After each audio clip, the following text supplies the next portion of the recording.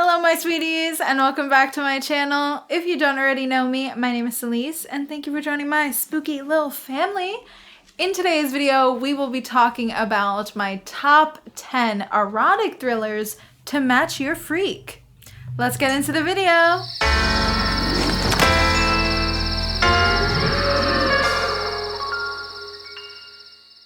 Okay, so I have a lot of news right now. A lot of news. I have been spending many days, many weekends watching exclusively horny cinema. Now, I was kind of prepping for February, so I started this at the end of January and was prepping, for Love Month.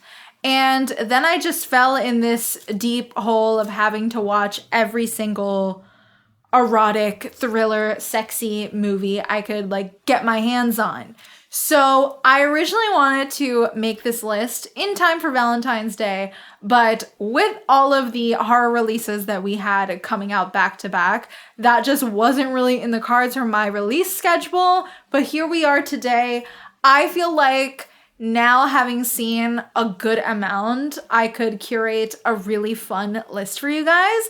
And even though Valentine's Day is over, every single day, you should love yourself. And I am truly giving you a gift right now. You are gonna be thriving, baddies. You are gonna be sat up with a little bit of chocolate, maybe some ice cream, maybe wine, whatever, feeling the best and really just delving into these really steamy movies. I don't want to completely talk your ear off here. We are all here to talk about what matches our freak today. And I think I have on this list a little bit of everything for everyone. So I really think I'll be able to get something you haven't seen. And that's always my goal. Let's kick the list off with number 10, a film that I just watched recently. And I am so happy I did. We have Dogs Don't Wear Pants, directed by J.P. Valkepa. Juha has lost his wife in an accident. Years after, he still feels numb and unable to connect with people. Meeting Mona, a dominatrix, changes everything. So this film has been on Shudder for quite some time. I have seen this poster lingering around since I've had Shudder, and for some reason I've just been putting this movie off. I don't know why. I've heard people talk about it since the start of my channel because it did come out in 2019 and there was a lot of people that were talking about it, especially for Valentine's Day. This is a Finnish erotic thriller horror film. I wouldn't really call it a horror film. It's definitely more of a thriller. Now, I loved this movie and I am really surprised that it was this good. I'm not sure why. I just was like, oh my God, I can't believe more people aren't really talking about this one. Now, I loved it. I loved the way it looked. I thought it was a really interesting story. And I think it really sticks with you after. Like the next day, I really was thinking about it and it made me feel things very deeply. I will say that while we do follow our main character and we see kind of what he goes through and how he comes to terms with his sexuality and things like that, he really feels like a person. And I have to say, I love that. I think that the writing here is superb. The acting is very good. And I just loved it. At the end of the day, it really is this very interesting love story. And I really enjoyed it. Oh, and not to mention, it has this ending that I love. I love the ending. I thought it was so perfect. The movie is quite heavy as well. Like, everything going on to our main character is just so messed up, and him and his daughter are going through something really terrible. It feels like something that is curated for me, and I think you would definitely enjoy it, if you're into a little bit of dominatrix stuff, especially for my girlies who love some choking out action. You will love this one. Speaking of a film that is truly for the freaks, At number 9, we have Crash, directed by David Cronenberg. After getting into a serious car accident, a TV director discovers an underground subculture of scarred, omnisexual car crash victims, and he begins to use car accidents and the raw sexual energy they produce to try to rejuvenate his sex life with his wife. I was not expecting this movie. Crash had been on my list for a really, really long time. And I finally decided to just have a whole me day and do like some crazy freaky movies for the whole day. And it was great. Okay, it was great. And obviously I know that James Spader really holds down the horny cinema universe. He really is all about that. So seeing him at the helm of this film, I was like, okay, well, I'm there. Let's go. And boy, did we go. We went on a ride. We were in some cars. People were horny for cars, for car crashes. It was crazy. My favorite thing about Crash is that I don't 100% really understand why they were all so critically horny when it comes to car accidents. No, I don't understand it, but you know what? I have to like commend them. They really went for it. This really is a like be horny, be gay, do crime movie. And for that, I love it. I love that it really just goes there. Obviously, it's Cronenberg, so you kind of know that he is definitely going to go there. It is very well made. It makes you think. It keeps you 100% engaged. You're kind of on this whole like ride with everybody, and things get crazier and crazier, and I loved it. I can't wait to show it to more friends. I can't wait to watch it again. And I just think this one is really for the little freaky weirdos. Oh, and now I'm so happy to talk about this movie. At number 8, we have one from the King himself, R.I.P. We just lost him this year, which is so sad.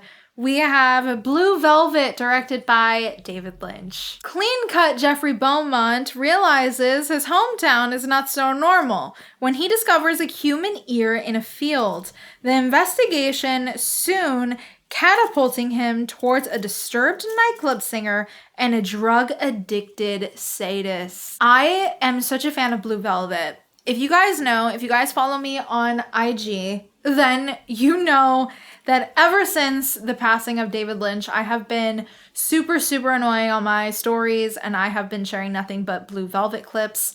Blue Velvet is a film that really helped me fall in love with cinema, especially colors in cinema. I love what David Lynch did with this movie. All of the performances, to no surprise, are incredible. Kyle MacLachlan's amazing in this movie.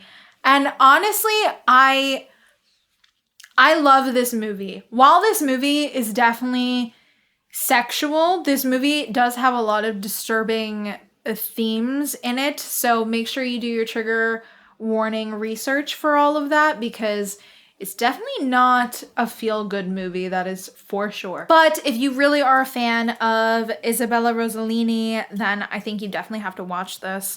And obviously, if you're a fan of Kyle MacLachlan, you should definitely watch this. But I assume if you are a fan of both of those people, then you've seen a lot of David Lynch films. You've probably seen Twin Peaks, so I'm sure you all know about this one, but I had to point it out today because it's such a gorgeous movie. It's beautifully crafted. It's such a great movie. And while it is a feel-bad movie, it's just so gorgeous to look at. It just draws you right in. I can't talk about Blue Velvet enough. I really want to, this year on the channel, kind of cover more of David Lynch's work. I've only covered Eraserhead in a full-on review a few years back, where I made the video essentially look and sound like it is Eraserhead.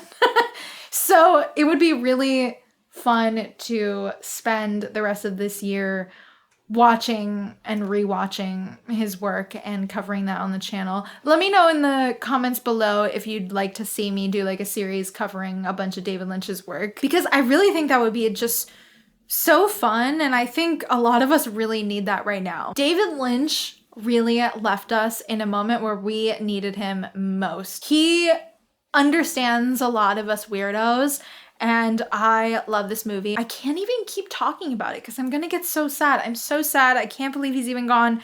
Whatever, you have to watch Blue Velvet. That's it. I'm done talking about it. It's beautiful. It's a gorgeous movie. Go watch it. And now we're getting into some girly pop action right now.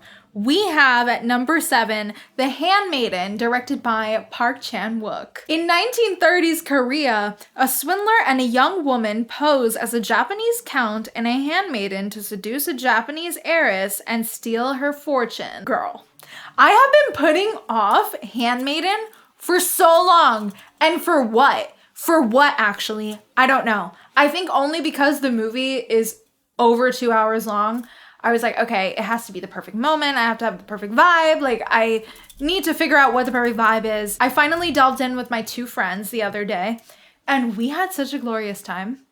Glorious time. Glorious. This is a movie for the girls. I love Park Chan-wook. I've spoken about him to death on this channel. You guys know he's one of my favorite directors. If you're unfamiliar with the name, he did do Old Boy and a bunch of other films that you would definitely recognize if you're into disturbing films. Park Chan-wook really made this movie for me. There is so much about it that I love. The 2 women give these incredible, vulnerable, and very raw performances, unlike any I've ever seen before. And I also have to be honest, the color palette in this movie is gorgeous. The use of green is so incredible. Like, you know how I was just talking about like how gorgeous Blue Velvet is and like the way they use the colors? Handmaiden uses the color green so perfectly. And obviously Park Chan-wook is just someone who really pays attention to detail. I love it. There is green in, I think, every single shot. It's gorgeous. A gorgeous film.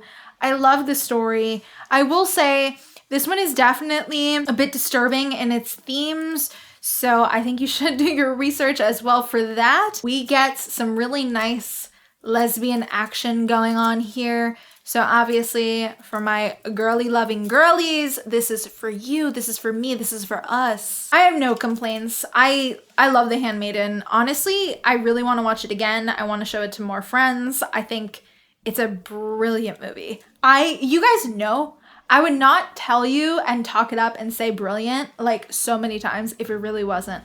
I think this is a really great film, and the ending is so... it is so good, and I just felt so empowered after. And honestly, I just want that for all of you. So if you haven't seen The Handmaiden, I highly, highly recommend it. Oh my gosh. And speaking of a film that made me feel really seen and also made me feel pretty on top of the world after. At number 6, it is Belle de Jour, directed by Louis Buñuel. Beautiful young housewife Séverine cannot reconcile her masochistic fantasies with her everyday life alongside dutiful husband Pierre. When her love-struck friend Henry mentions a secretive high-class brothel run by Madame Anise, Séverine begins to work there during the day under the name Belle de Jour. But when one of her clients grows possessive, she must try to go back to her normal life. I loved Belle de Jour. Now, the reason why I felt so seen and felt like really just kind of on top of the world after this movie is not because it specifically has like a feel-good ending, because it really doesn't. It is because I felt like I watched something that was in my mind. It is because I felt like I just watched something that deeply spoke to me, that somehow this director just knew exactly how I felt. And for that is why I felt so good after, even though it really is not a feel-good movie. But I was like, wow, I really liked that. It felt like some of my thoughts. I love Belle de Jour. We have an incredible performance from Catherine Deneuve. And I will say, do your research for this one as well, because there is some disturbing things going on in this movie also. But if you did like a film, even like Poor Things, even though Poor Things wasn't a film that I particularly liked, but I know a lot of people did like it. It wasn't really for me, it wasn't really my bag, but Belle de Jour kind of has similar themes. So if you did like Poor Things and you haven't heard of Belle de Jour, you should definitely check it out. I do think you would enjoy it. Now, Catherine Deneuve is incredible in the movie. She obviously has great fashion in the movie as well. I mean, she's Catherine Deneuve. But it's a really good movie. I love it. It's a film that makes you think. It starts off really intense, and it just keeps getting more and more intense. And I think that final act is something very, very, very powerful. And I honestly think that a lot of women would be able to relate to her character. It's a very interesting story. I can't explain it better than the actual film. So you should definitely check out Belle de Jour. It's one that I really feel like I don't hear enough people speak about, and it makes me so sad. It's such a gorgeous movie. You have to watch it. And also that poster, girl. Ugh, I need that poster so bad. I want it so bad. Oh my gosh. What did you think? Did you think that I would not have one Giallo on today's list? Girl. Have you ever tried this one? At number 5, we have one of my favorite films of all time. It is The Strange Vice of Mrs. Wardh, directed by Sergio Martino. When socialite and heiress Julie Wardh begins receiving blackmail letters attributed to a mysterious serial killer, she suspects her cruel and sadistic former lover, Jean, is behind them. With her husband Neil frequently out of town, she falls into the arms of her friend's cousin George, and as the unknown assassin begins to make his move, she fears that one of the 3 men in her life may be the killer. Obviously, this film stars my 2 loves, Edwidge Fenech and George Hilton. If you watch the channel, you know my love for this movie. You know my love for Gialli. This is probably the sexiest Giallo you will ever see. It is the most erotic. It is gorgeous. I think it's also very, very like David Lynchy. It is surreal. It's dreamy. It's sexy. We have incredible performances from Edwidge and George. I think they are truly at their best here. They do some of their best work. I think this is one of the best Gialli scripts. And I love this movie. I never tire of it. I've seen it so many times. And it never gets old. It's a 5-star for me. It's a beautiful movie. And also, a lot of what Julie Wardh is feeling and struggling with inside with all of her, sexual fantasies is something that I think is very, very relatable. At least it was for me. And that is primarily why it's on today's list. It is such a great movie, and I can't recommend it enough. Just go watch it already. Oh my God, girl. We need to talk about this one. At number 4, I have a film that I finally got to. This has been on my radar for like 2 years now, and I was having a hard time finding where to watch it, and I finally got to watch it. We have Guilty of Romance, directed by Sion Sono. In a Tokyo love hotel district, a woman is found dead in a derelict apartment. As police investigate, a romance novelist's wife lives a life that seems simply a daily repetition without romance. To break away from the loveless monotony, she follows her desires and becomes a nude model, enacting sex in front of a camera. Soon she meets a mentor and begins selling her body to strangers. While at home, she hides behind the facade that she's still the doting wife she's supposed to be. Guilty of Romance actually has a lot of very similar themes to Belle de Jour for me. I think a lot of what's going on in this movie with our lead character and how she kind of feels like she doesn't really have her own autonomy and she can't be sexy and she is very closed off and to herself. I think this is something that is really relatable for a lot of people, but it certainly was for me, girl. Out of all the movies on this list that I have talked about so far, I think Guilty of Romance, you should 110% do your research. Obviously, there's a lot of really disturbing themes going on in this movie. It's a really heavy movie. It's really twisty and turny. So you kind of think it's going one way, and really by the time you get to the end, you were like, whoa, that was insane. The performances here are out of this world. I love the two women that lead us through this whole journey. They really take the cake in this one. They're incredible. Just incredible performances. A big reason why I love these erotic thrillers is because we always get these really intimate, vulnerable performances from our leads, and I love everything going on in this movie. It's such a tight movie as well. It's about 2 hours, but it moves and nothing drags, nothing feels unnecessary. I think it's just a great movie. And honestly, this is severely underrated. I don't hear many people talking about Guilty of Romance, especially in the community. I haven't heard a lot of people talking about this one. So I'm really happy I could bring it to you guys' attention because, girl, you have to watch this one. Also, the lighting is exquisite in this movie. I am talking about, there are some shots that I have not gone out of my head. The bisexual lighting, chef's kiss. Okay, so now at number 3, this one's a little bit tricky. I have to be honest with you guys. It's tricky, okay?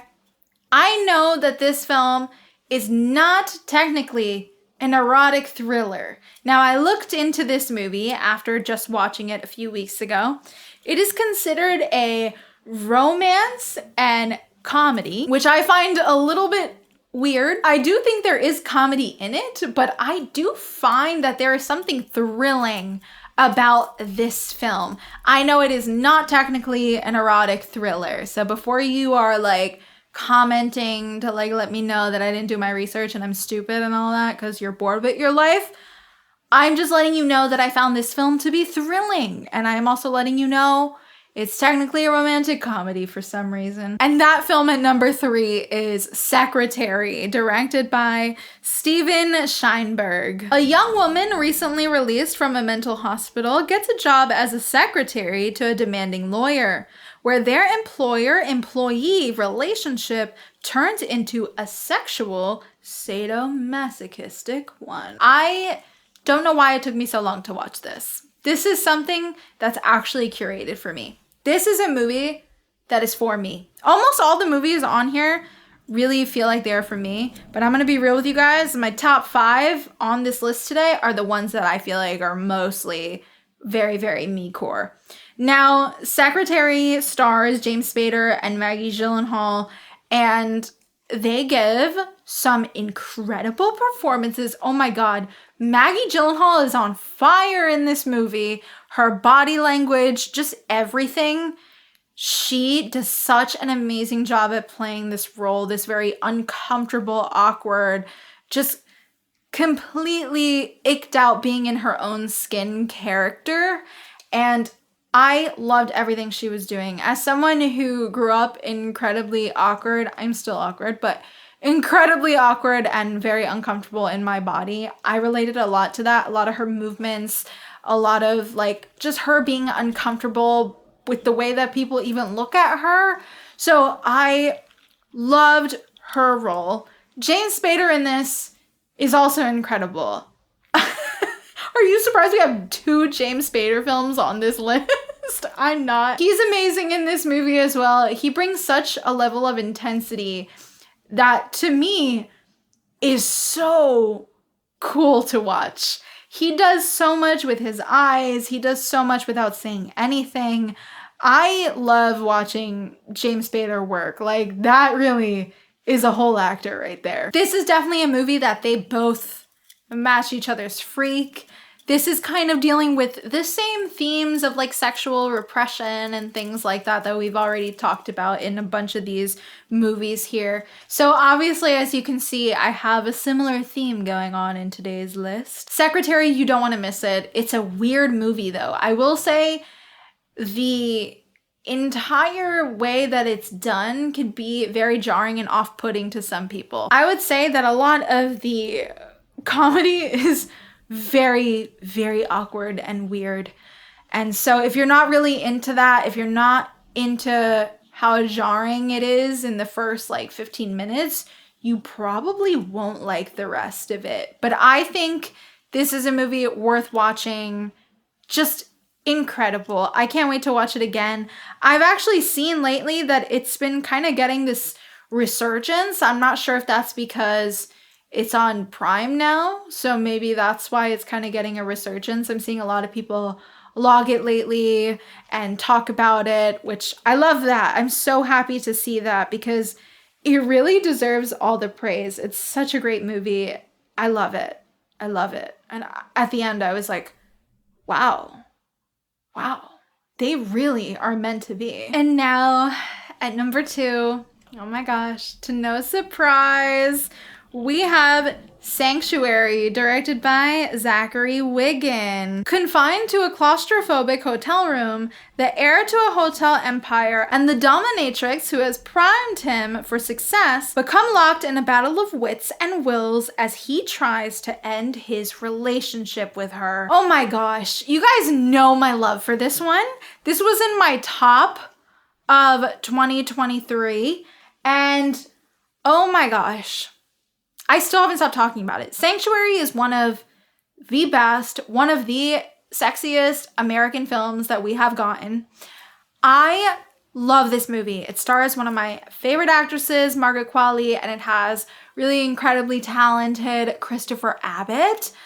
Thank God we can talk about Christopher Abbott in something other than The Wolfman. Sanctuary is everything you want. It's everything you want. It's sexy, it's erotic, it's a thrill, it's a little bit unnerving because Margaret Qualley's performance is super unhinged and big and larger than life. And it is honestly these two people in one room like the whole time, and they're just bouncing energy off of each other.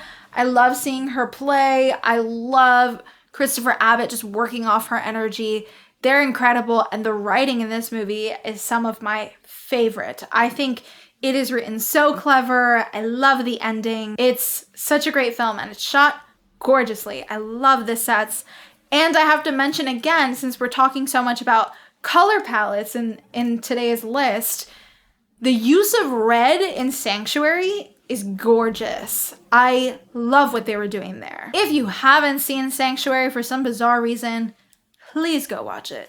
You will not regret it. I promise you, you will feel larger than life after the movie is over. Okay, baddies, and now at number 1, I'm super, super excited to talk about this film today.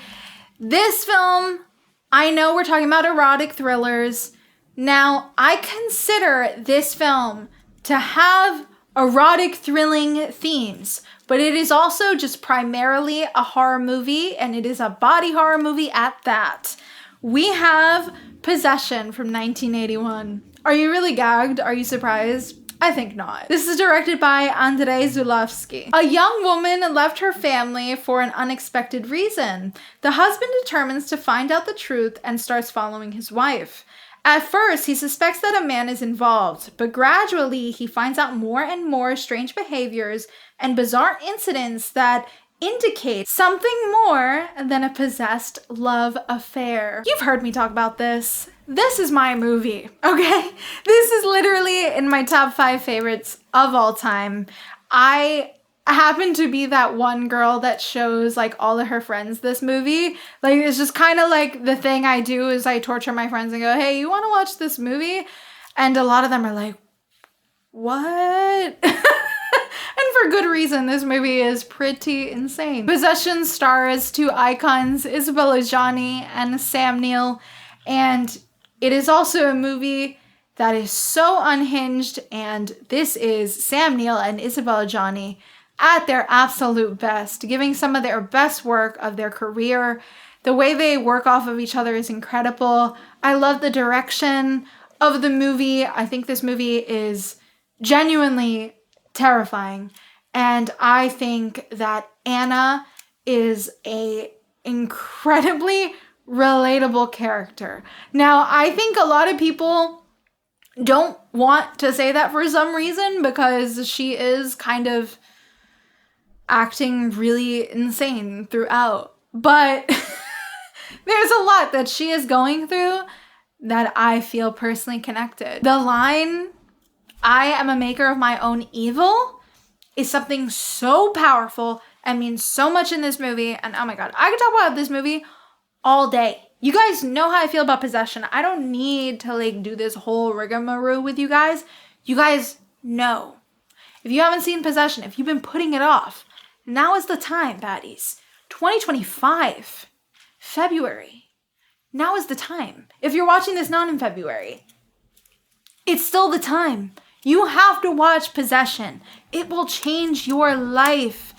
It will change your life. Possession 1981. Get on it. Get on it. All right, you guys. Well, that is it for today's video. Thank you so much for watching. Don't forget to like and subscribe, as it really helps me a lot. And be sure to click that little notification bell to be up to date every single time I upload. And let me know in the comments if there are any sexy, erotic, thriller, horror films that you would like me to add to my list. I really do hope I helped you find something you haven't seen that you can throw on. And I really do hope I helped you find like a new potential favorite or something you could relate to. So if you watch any films from this list today, if any end up meaning a lot to you, please let me know in the comments. I always love hearing that stuff, and it just makes me feel more motivated to do my job, and I love recommending films for you guys. Thanks so much for watching, and I will see you guys in the next one.